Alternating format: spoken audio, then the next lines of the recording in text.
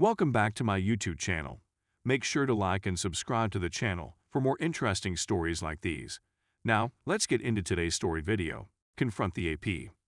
I'm looking for feedback from others who have been through something similar. Mine, male 31, and female 28, wife of 5 years, 14 high school sweethearts.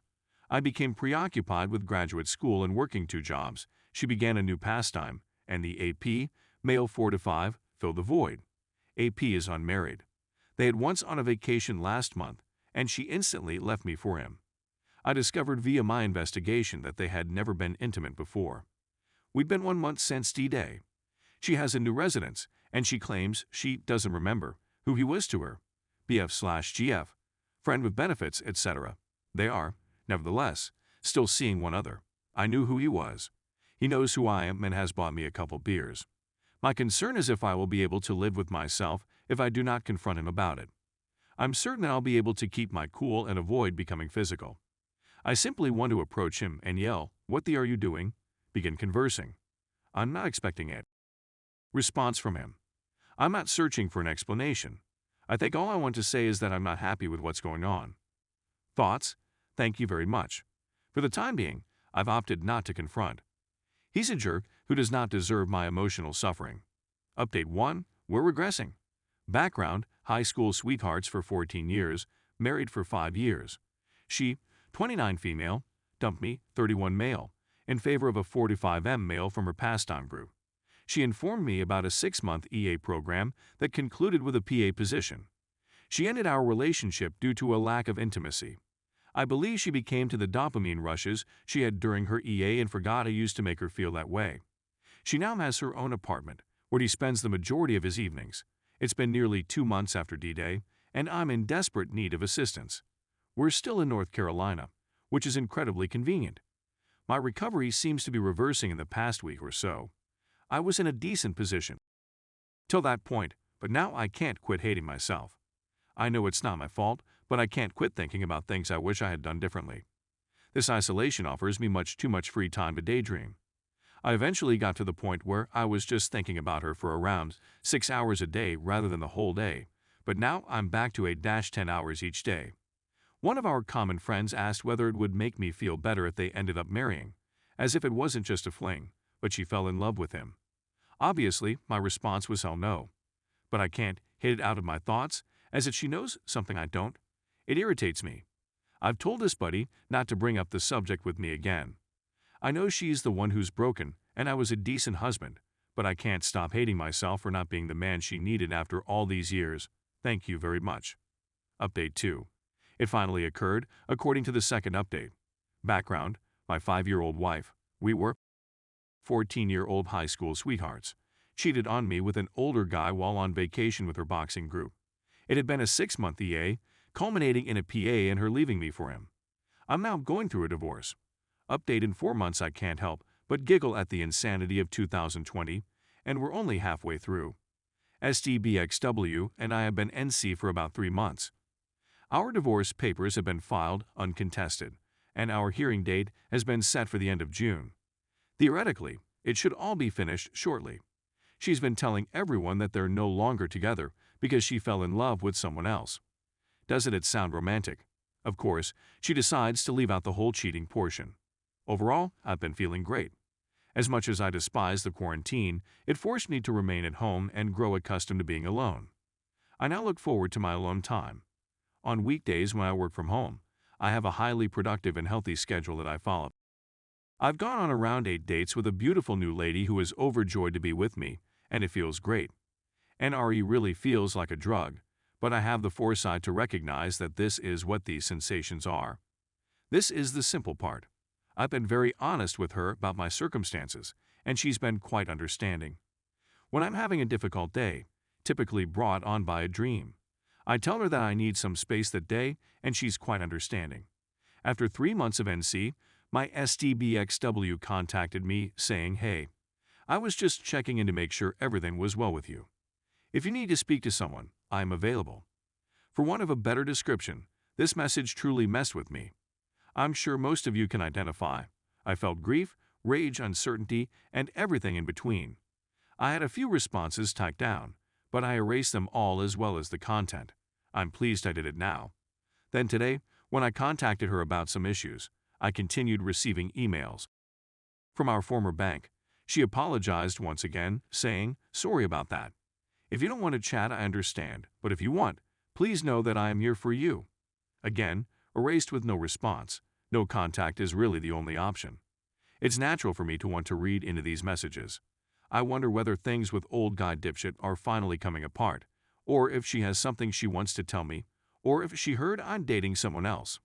Anyway, once again, thank you very much. Everyone warned she'd attempt to re-enter my life in some way or another, but I didn't believe them. And now we're here. Wow, thanks for the gold. Thank you very much for this community once again. The replies have been incredible, and they have helped me understand the full value of that message. Update 3. Mutual acquaintances. Those pals eventually responded. Well, it's taken us a week to react because we honestly don't know what to say. It seems that your mind is made up, and we don't have much say in the matter. We hope you are pleased with your choice and that it brings you serenity. We'll always be here if you change your mind, but we're not going to allow anybody tell us who we can and cannot be friends with. We're all adults, and what occurred between you two is your business. We really hope that this isn't the end of our relationship, but the ball is now in your court. I also discovered that they are in an open relationship that is not functioning. This might explain why they are more forgiving of her conduct than the normal relationship. Last night, I got into an altercation with some pretty good mutual friends who continued attempting to console my ex. They continued telling her that there are two sides to every story and that she is in pain as well, still with APBTW. This SMS was delivered to them this morning. Please let me know if this seems realistic. Sorry if things got heated last night. I was outraged not because of EXWA activities, which had already occurred. What wounded my sentiments the most was when you claimed you didn't know whose narrative to trust. As I already said, I'm not flawless, and no one is. The truth is that we did not grow apart, and we did not agree to split ways. She had an affair with me. I was used and then abandoned. That is the reality. How individuals perceive and act on that story is entirely up to them. I know you care about her as a friend, which is reasonable, but I can't be your friend as well. I need individuals in my life who believe and trust in me, who aren't also friends with the individual who purposely and knowingly caused me so much pain.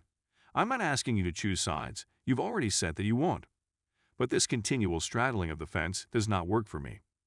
When I discovered that my closest buddy had cheated on his wife, I informed him that he was no longer welcome in my life. That is not acceptable to me. Those are my principles. I love you guys and value your relationship, but I've realized that you'll never view her the way I do. I've never had a breakup with a buddy before, and, to be honest, I feel horrible about it all, but I also know that it had to happen. Update 4. Do you think in black and white? 3 different individuals have told me in the past month or so that my thinking has become too stark and white following D-Day 6 months ago.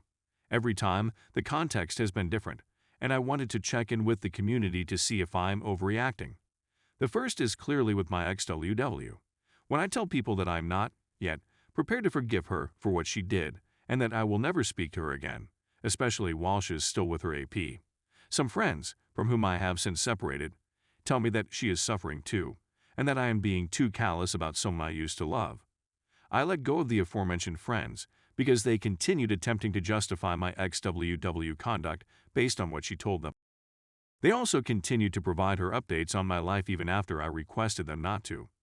Finally, I don't believe I'd be friends with folks who attempt to be on the fence. I told them there was no explanation for what she did, and if they didn't feel the same way, we couldn't be friends anymore. See my post history for more context. My mother believes I overreacted and am thinking in black and white. Today, I was discussing a couple I know who have a really toxic relationship. He was arrested for domestic abuse on her, and he's a drinker. My excellent buddy said that maybe they are simply trying their best, and that it is working for them. She sleeps around, and they met on Ashley Madison. No, I responded that garbage is bad for you. Again, the charge of thinking in black and white. My issue is, am I insane to believe that I do not want these kind of individuals in my life? Have I grown harsh and frigid as a result of infidelity, or do I just have greater clarity now that I've been through it? I've been attempting to be more forceful recently, and I'm not sure how others are reacting to the shift. Any advice would be much welcomed. Thank you. Final update. 9-month update and coping. Hello, everyone. In my case, my male 31, wife, female 28 of 5 years, and we had 14 high school sweethearts. I became preoccupied with graduate school and working 2 jobs. She began a new pastime, and the AP, male 46, filled the void. AP is unmarried. They moved in together after she confessed to having an affair for a year. Divorced in May after being separated in January. We haven't spoken since. If you read my post history, you'll find that I cut a lot of friends out of my life. People who made excuses for her conduct, I subsequently discovered, had a history of infidelity or were in failed open partnerships. I no longer have time for such folks. The book No More Mr. Nice Guy was really useful in teaching me how to put my foot down on this subject. The previous few months have largely been great. On the advice of my friends, I began using a dating app shortly after my divorce was completed to get my feet wet. In hindsight, it was too soon, but I had dragged myself out of the gutter and was sick of staying alone in my home for 4 months during COVID lockdown. I had a decent pattern going and I wasn't blaming myself anymore, owing in large part to the wonderful folks on this sub. I went to therapy once a week until August, when my therapist suggested that I should be able to function on my own, which I agreed with. I still have generalized anxiety, which I never experienced before, and it is tough for me to manage. Lifting large weights is absolutely beneficial. In August, I completed graduate school and started a new career, which was tremendously lucky and helped alleviate a lot of anxiety about the future. As it turns out, the third person I went on a date with is a wonderful lady. I wasn't expecting anything so fast, but the goal of going on a date is to meet someone like her, so I persisted. We've been dating for 6 months and everything is going swimmingly. I'm an open book about what occurred, and she knows I'm not perfect, but our communication is fantastic. I used to be nervous whenever there was a first. Partly because this dating is all new to me, and partly because my former life triggers me. First dates, first kisses, first sleepovers, first intimate encounters, and so on are all part of the process, but they are also difficult. I'm not sure whether it's because everything occurred so quickly, or if it would have happened otherwise, but it doesn't really matter now since it's all in the past. I'm really ashamed to disclose that I, too, suffer from anxiety. However, I believe that is something that we males should be more honest about.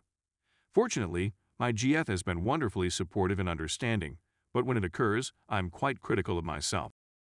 It's not something I'm comfortable discussing with my female therapist. I can usually get out of my brain, but not always. My concern is, has anybody else experienced generalized or anxiety as a result of infidelity? If so, how did you overcome it? If you don't want to share your problems openly, send me a private message. Thank you very much.